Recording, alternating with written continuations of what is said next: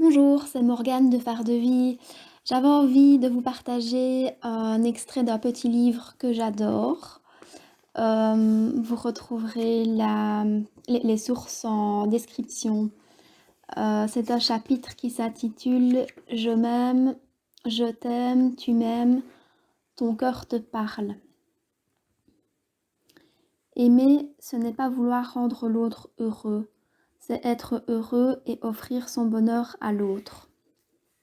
Si je te demande de m'expliquer ce que c'est aimer, tu vas sans doute me dire que c'est éprouver des sentiments, de l'amitié, de la tendresse pour quelqu'un.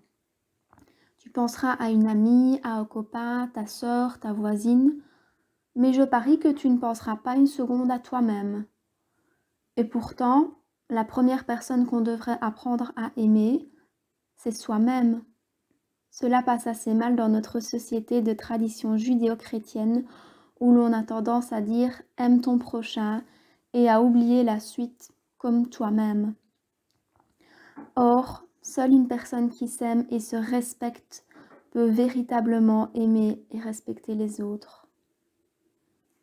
L'harmonie avec les autres n'est possible que si tu es en harmonie avec toi-même. Si tu ne t'aimes pas, comment veux-tu demander aux autres de t'aimer ? Ils n'ont pas à faire ce que tu peux faire tout seul. Ils ne sont pas là pour te rassurer. Apprends donc à t'aimer tel que tu es, sans condamner le moindre aspect de toi-même.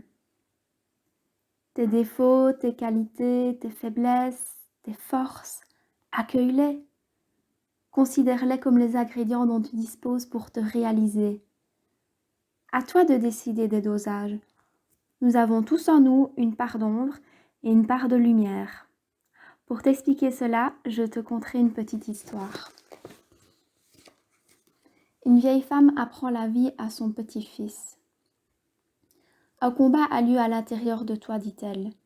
Un combat terrible entre deux lions. L'un est destructeur, il est colère, envie, arrogance, apitoiement sur lui-même, culpabilité, rancune, jalousie, supériorité. L'autre est doux, il est joie, paix, amour, gentillesse, générosité, vérité. Le même combat se déroule à l'intérieur de moi et de tout le monde. Le petit garçon réfléchit un moment puis lui demande « Quel sera le lion qui vaincra ?» Elle répondit simplement « Celui que tu nourriras. » Nourris ce qu'il y a de bon en toi, fais-le grandir. En amour comme en amitié, reste toi-même, sinon tu construis une relation sur un mensonge et cela n'aboutit à rien. Prenons l'exemple d'Alicia. Elle n'est pas très sûre d'elle. Elle est convaincue qu'elle est moche et idiote. Mais elle voudrait beaucoup faire partie d'un groupe de copains. Croyant que la meilleure solution pour se faire des copains, c'est de plaire et que pour plaire, il faut ressembler aux autres, elle se met à s'habiller comme les autres, à rire comme les autres, à penser comme les autres. Et ça marche. Elle entre dans le groupe des people de l'école. Elle est si fière d'en faire partie. Elle voit enfin quelque chose, du moins, elle le croit. Le problème, c'est qu'à la longue, elle risque de se fatiguer de jouer un rôle et de ne jamais pouvoir être vraiment elle. Faire partie d'un groupe est important, voilà, surtout à son âge, mais pour trouver le groupe qui convient, il vaut mieux rester soi-même. Quelqu'un qui t'aime ne te demandera pas de changer. Il te fera évoluer, grandir, t'épanouir, car il respectera ce que tu es. Ne change pas ce que tu es de peur de perdre l'autre, car tu risquerais de te perdre toi. Reste toujours fidèle à toi-même. Dans son livre Conversation avec Dieu, Walsh écrit « Au lieu de chercher quelqu'un à aimer, sois quelqu'un qui soit susceptible de l'être. Envoie ce que tu veux recevoir, sois ce que tu souhaites rencontrer. En bref, sois ce que tu recherches, et ce que tu recherches te trouvera. Si tu rêves d'une copine souriante et dynamique, sois-le. Si tu veux un petit ami fiable et enthousiaste, commence par l'être toi-même. Ne confonds pas l'amour et l'attachement. Il y a une grande différence entre aimer et être attaché. L'amour, c'est la confiance, la liberté, la douceur. L'amour apporte la sérénité, la joie, la confiance, une énergie débordante. Par contre, l'attachement est nourri par la peur et enferme l'autre car tu considères qu'il t'appartient. Ainsi, tu es très amoureuse d'un garçon, mais tu as tout le temps peur de ne pas être assez belle, pas assez maligne. Sans lui, tu te sens inexistante et vide. Tu vis dans l'angoisse qu'il te quitte. Chaque fois qu'il parle à une autre, tu es verte de jalousie. Ce n'est pas de l'amour, c'est de l'attachement.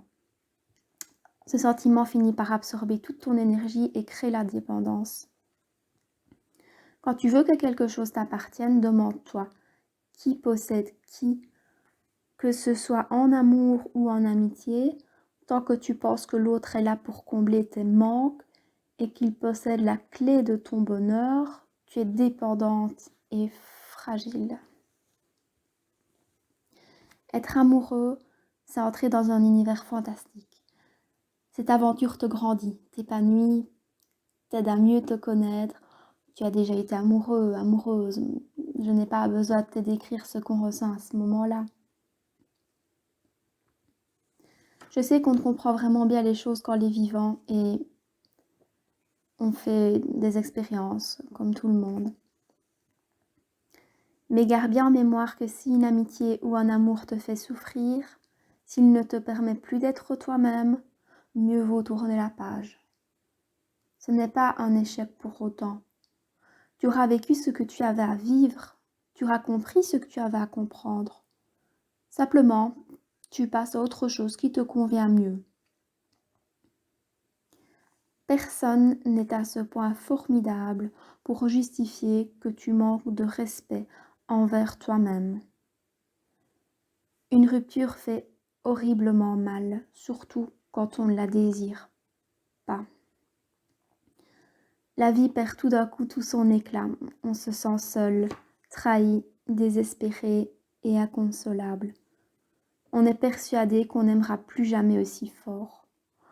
On se trompe. Le temps arrange les choses et cicatrise les blessures. Accorde-toi peu de temps pour te reconstruire. Tourne-toi vers tes amis. Apprends ce que tu as à apprendre de cette histoire et fais confiance en la vie. La seule personne avec qui tu vas passer chaque instant de ta vie, c'est toi, ma belle. Alors prends soin de ce trésor que tu es. Si tu es en harmonie avec ta vraie nature, tu rayonnes. Et alors, tout naturellement, sans forcer, tu reçois des autres tout ce que tu croyais pouvoir recevoir en te cachant derrière ton masque. Voilà pour ce petit chapitre. J'aime beaucoup. J'espère que ça vous aura plu également. Je vous remercie et je vous dis à bientôt. Merci.